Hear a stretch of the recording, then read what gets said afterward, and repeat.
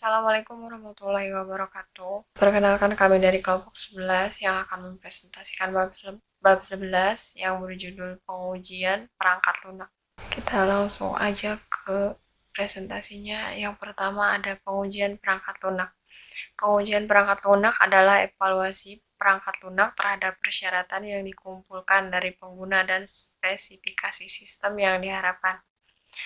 Pengujian dilakukan pada tingkat fase dalam siklus hidup pengembangan perangkat lunak atau pada level modul dalam kode program. Pengujian perangkat lunak terdiri dari kegiatan validasi dan verifikasi. Lalu ada rencana pengujian perangkat lunak. Rencana pengujian menjelaskan bagaimana pengujian akan dicapai. Ini adalah dokumen yang menentukan tujuan, ruang lingkup, dan metode pengujian perangkat lunak. Ini menentukan tugas-tugas pengujian dan orang-orang yang terlibat dalam melaksanakan tugas-tugas itu, item pengujian, dan fitur yang akan diuji. Ini juga menggambarkan lingkungan untuk pengujian dan desain uji dan teknik pengukuran yang akan digunakan. Perhatikan bahwa rencana pengujian yang ditetapkan dengan benar adalah perjanjian antara penguji dan pengguna yang menguraikan peran pengujian dalam perangkat lunak. Rencana pengujian lengkap membantu orang-orang yang tidak terlibat dalam kelompok uji untuk memahami mengapa validasi produk diperlukan dan bagaimana hal itu dilakukan. Namun, jika rencana pengujian tidak lengkap, mungkin tidak dapat memeriksa bagaimana perangkat lunak beroperasi saat diinstal pada sistem operasi yang berbeda atau ketika digunakan dengan perangkat lunak lain. Untuk menghindari masalah ini, IEEE menyatakan beberapa komponen yang harus dicakup dalam rencana pengujian.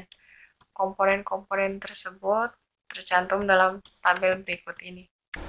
Yang pertama ada tanggung jawab. Tujuannya menugaskan tanggung jawab kepada orang yang berbeda dan membuat mereka tetap fokus. Yang kedua ada asumsi. Tujuannya hindari salah tafsir terkait jadwal. Yang ketiga ada pengujian. Tujuan memberikan abstrak dari seluruh proses dan menguraikan tes khusus. Lingkup, jadwal, dan durasi pengujian juga diuraikan. Selanjutnya ada komunikasi. Tujuannya rencana komunikasi, siapa, apa, kapan, bagaimana dengan orang-orang dikerahkan. Selanjutnya ada analisis risiko. Identifikasi area yang sangat kritis untuk mencapai kesuksesan. Lalu ada laporan kondisi cacat. Tujuannya menentukan kondisi cacat yang harus dokumentasikan sehingga tidak terjadi pengujian dan perbaikan yang berulang. Yang selanjutnya ada lingkungan, menjelaskan data antarmuka, area kerja, dan lingkungan teknis yang digunakan dalam pengujian. Semua ini ditentukan dalam pengujian. Semua ini ditentukan untuk mengurangi dan menghilangkan sumber kesalahpahaman dan potensi keterlambatan. Rencana pengujian yang dikembangkan dengan cermat dan memfasilitasi pelaksanaan pengujian yang efektif, analisis kesalahan yang tepat, dan persiapan laporan kesalahan. Untuk mengembangkan rencana pengujian, sejumlah langkah diikuti seperti yang tercantum di bawah ini. Saya akan melanjutkan presentasi dari rekan saya, yaitu ada langkah-langkah yang terlibat dalam melakukan pengujian. Yang pertama yaitu tetapkan tujuan rencana pengujian atau set objective of set plan. Sebelum mengembangkan rencana pengujian, perlu dipahami tujuannya. Tetapi sebelum menentukan tujuan suatu rencana pengujian, perlu untuk menentukan tujuan perangkat lunak.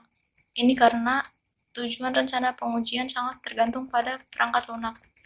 Misalnya, jika tujuan perangkat lunak adalah untuk memenuhi semua kebutuhan pengguna, maka rencana pengujian dihasilkan untuk memenuhi tujuan ini. Yang kedua, mengembangkan matriks uji atau develop a test matrix. Matriks uji menunjukkan komponen perangkat lunak yang akan digunakan atau akan diuji. Ini juga menentukan tes yang diperlukan untuk memeriksa komponen ini. Matriks uji juga digunakan sebagai bukti uji untuk menunjukkan bahwa ada tes untuk semua komponen perangkat lunak yang memerlukan pengujian. Selain itu, tes matriks digunakan untuk menunjukkan metode pengujian yang digunakan untuk menguji seluruh perangkat lunak. Yang ketiga, mengembangkan komponen administrasi pengujian. atau Develop Test Administrative Component. Rencana pengujian harus disiapkan dalam waktu yang tetap sehingga pengujian perangkat lunak dapat dimulai sesegera mungkin. Tujuan komponen administratif dari rencana pengujian adalah untuk menentukan jadwal dan waktu sumber daya yang diperlukan untuk melaksanakan rencana pengujian. Namun jika rencana implementasi dari perubahan perangkat lunak, rencana pengujian juga berubah. Dalam hal ini, jadwal untuk melaksanakan rencana pengujian juga akan terpengaruh. Yang keempat, tuliskan rencana pengujian atau write the test plan. Komponen rencana pengujian seperti tujuannya, matriks uji, dan komponen administratif didokumentasikan. Semua dokumen ini kemudian dikumpulkan bersama untuk membentuk rencana informal atau formal. Secara informal, semua dokumen dikumpulkan dan disimpan bersama. Penguji membaca semua dokumen untuk mengekstrak informasi yang diperlukan untuk menguji perangkat lunak. Di sisi lain, secara formal, poin-poin penting diambil dari dokumen dan disimpan bersama. Ini memudahkan penguji untuk mengekstrak informasi penting yang mereka perlukan selama pengujian perangkat lunak. Kemudian ada rencana pengujian memiliki banyak bagian seperti yang tercantum di bawah ini. Yang pertama, ringkasan, menjelaskan tujuan dan fungsi perangkat lunak yang akan dilakukan. Ini juga menjelaskan tujuan rencana penguji seperti mengidentifikasi tanggung jawab, mengidentifikasi lingkungan pengujian, dan memberikan detail lengkap dari sumber dari mana informasi dikumpulkan untuk mengembangkan rencana pengujian. Lingkup pengujian, menentukan fitur dan kombinasi fitur yang akan diuji. Fitur-fitur ini dapat mencakup manual pengguna atau dokumen sistem. Ini juga menentukan fitur dan kombinasinya yang tidak diuji.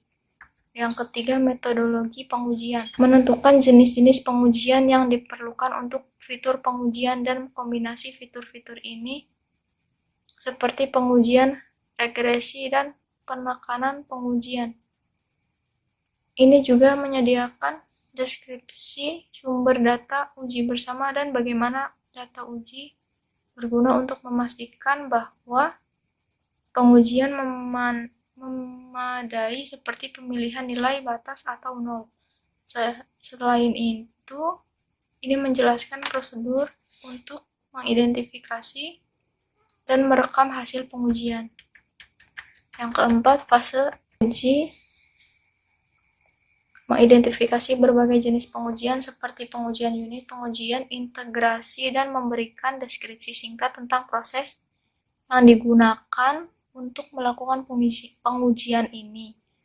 Selain itu, mengidentifikasi penguji yang bertanggung jawab untuk melakukan pengujian dan memberikan deskripsi rinci tentang sumber dan jenis data yang akan digunakan. Ini juga menjelaskan prosedur mengevaluasi hasil pengujian dan menjelaskan produk kerja yang dimulai atau diselesaikan pada fase ini.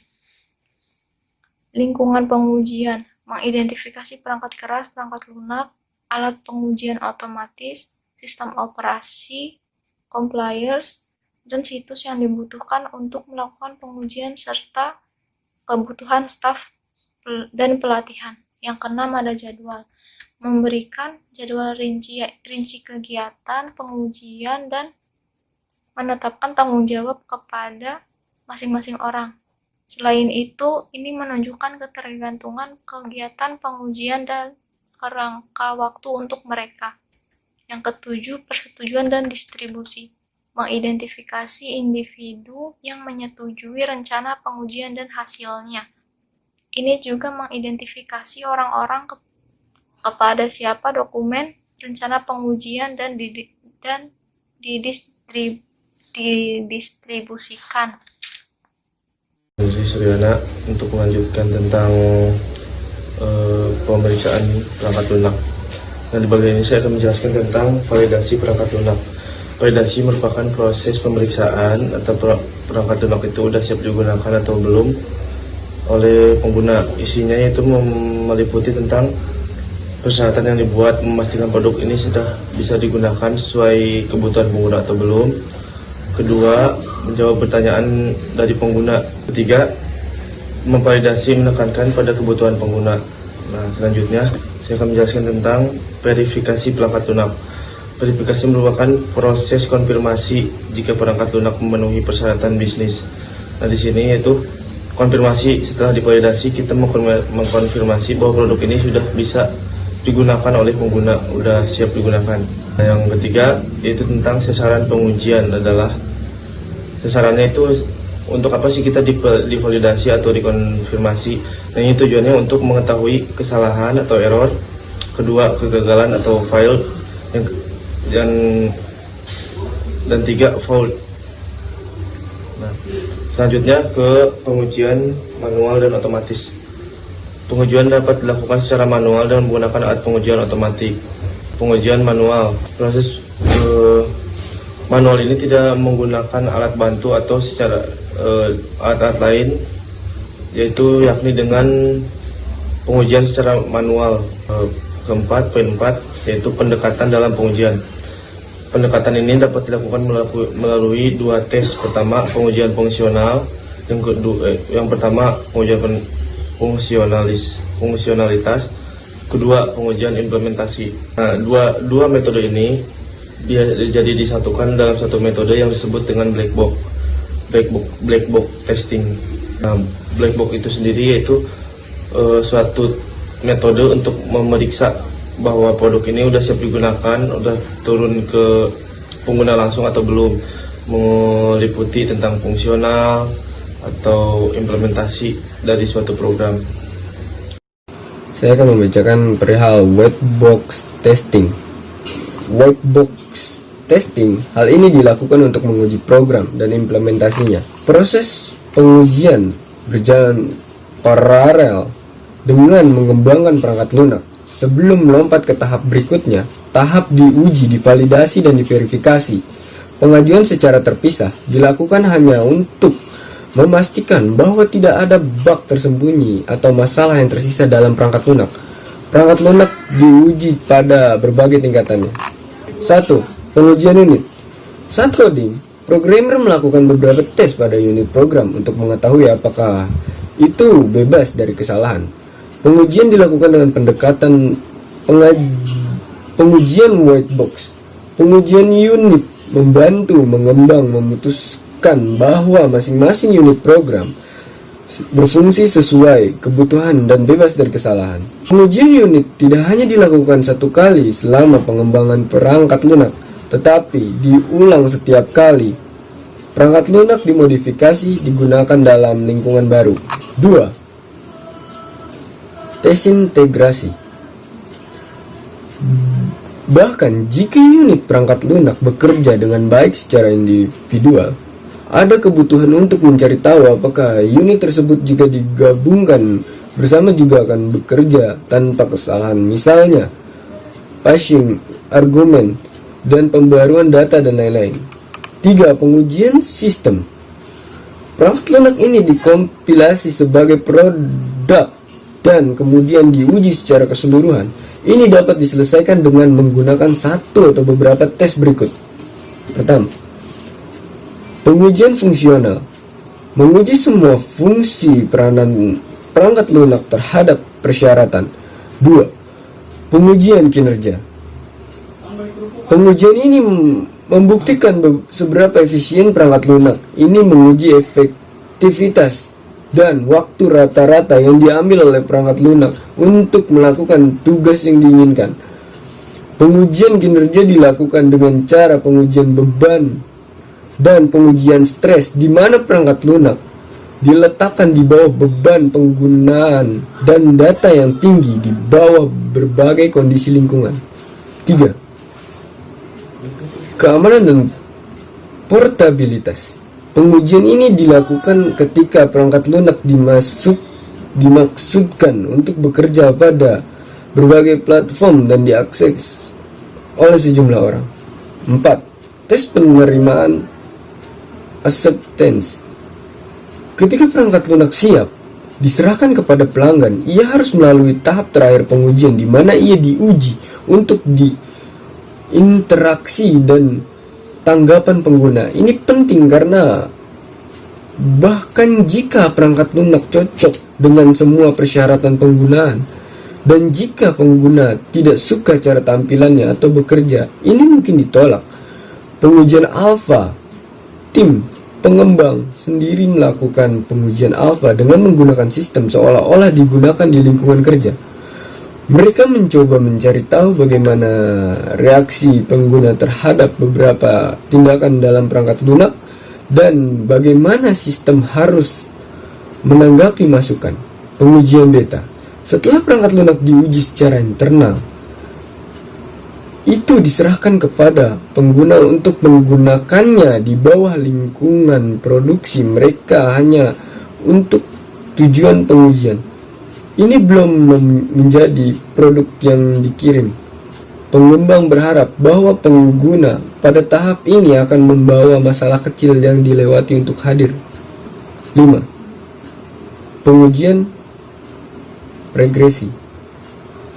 Setiap kali produk perangkat lunak diperbarui dengan kode baru, fitur atau fungsionalitas itu diuji secara menyeluruh untuk mendeteksi apakah ada dampak negatif dari kode yang ditambahkan. Ini dikenal sebagai pengujian regresi. Untuk poin keempat, ada tes penerimaan. Ketika perangkat lunak siap untuk diserahkan kepada pelanggan, ia harus melalui tahap terakhir pengujian, di mana ia diuji untuk interaksi dan tanggapan pengguna. Ini penting karena bahkan jika perangkat lunak cocok dengan semua persyaratan pengguna dan jika pengguna tidak suka cara tampilannya atau bekerja, itu mungkin ditolak. Pengujian alfa. Tim pengembang sendiri melakukan pengujian alfa dengan menggunakan sistem seolah-olah digunakan di lingkungan kerja. Mereka mencoba mencari tahu bagaimana reaksi pengguna terhadap beberapa tindakan dalam perangkat lunak dan bagaimana sistem harus menanggapi masukan. Pengujian beta. Setelah perangkat lunak diuji secara internal, itu diserahkan kepada pengguna untuk menggunakannya bahwa lingkungan produksi mereka hanya untuk tujuan pengujian. Ini sebelum menjadi produk yang dikirim. Pengembang berharap bahwa pengguna dapat pada tahap ini akan membawa masalah kecil yang dilewati untuk hadir. Poin kelima, ada pengujian regresi. Setiap kali produk perangkat lunak diperbarui dengan kode baru, fitur atau fungsionalitas, itu diuji secara menyeluruh untuk mendeteksi apakah ada dampak negatif dari kode yang ditambahkan. Ini dikenal sebagai pengujian regresi. Dokumentasi pengujian. Itu ada beberapa poin. Poin 1 sebelum pengujian, yang kedua saat pengujian, yang ketiga setelah pengujian. Untuk sebelum pengujian dimulai dengan khusus uji hasil. Dokumen-dokumen berikut diperlukan untuk referensi. SRS dokumen persyaratan fungsional. Respolis dokumen ini menjelaskan seberapa jauh pengujian harus dilakukan sebelum melaksanakan produk. Tes strategi dokumen. Ini menyebutkan aspek detail dari tim uji. Metrik tanggung jawab dan hak atau tanggung jawab manajer tes dan insinyur uji. Traceability metrik dokumen. Ini adalah dokumen SDLC yang terkait dengan proses pengumpulan kebutuhan. Ketika persyaratan baru datang, mereka ditambahkan ke metrik ini. Metrik ini membantu pengujian mengetahui sumber kebutuhan. Mereka dapat dilacak ke depan dan ke belakang. Yang poin kedua, saat pengujian. Dokumen berikut mungkin diperlukan saat pengujian dimulai dan sedang dilakukan. Dokumen test case. Dokumen ini berisi daftar tes yang harus dilakukan. Ini termasuk rencana uji unit, rencana uji regresi, rencana uji sistem, dan rencana uji penerimaan. Tes deskripsi. Dokumen ini adalah deskripsi mendetail tentang semua kasus dan prosedur pengujian untuk melaksanakannya. Tes case report. Dokumen ini berisi laporan khusus ujian sebagai hasil dari tes. Tes log. Dokumen ini berisi log pengujian untuk setiap laporan uji coba.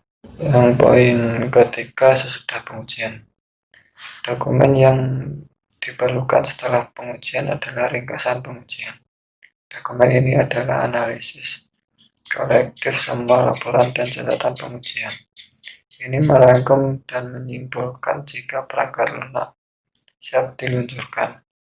Perangkat lunak ini dirilis di bawah sistem kontroversi jika siap diluncurkan. Perbedaan pengujian dengan kontrol dan jaminan kualitas dan audit.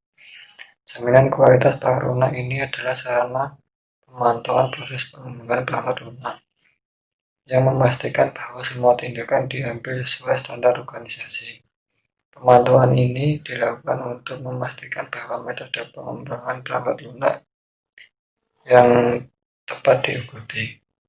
Kontrol kualitas perangkat lunak. Ini adalah sistem untuk menjaga kualitas produk perangkat lunak. Ini mungkin termasuk aspek fungsional dan non-fungsional dari produk perangkat lunak yang meningkatkan niat baik organisasi. Sistem ini memastikan bahwa pelanggan menerima produk berkualitas untuk kebutuhan mereka dan produk disertifikasi sebagai fit for use. Audit perangkat lunak. Ini adalah tujuan prosedur yang digunakan oleh organisasi untuk mengembangkan perangkat lunak. Sebuah tim auditor independen dari tim pengembangan memeriksa proses perangkat lunak, prosedur persyaratan, dan aspek lain dari SDLC. Tujuan dari audit perangkat lunak adalah untuk memeriksa perangkat lunak dan proses pengembangannya, baik sesuai standar, aturan, dan peraturan. Demikian akhir presentasi kelompok kami. Semoga bermanfaat untuk kita semua. Mohon maaf apabila ada salah kata ataupun ada yang kurang jelas. Assalamualaikum warahmatullahi wabarakatuh.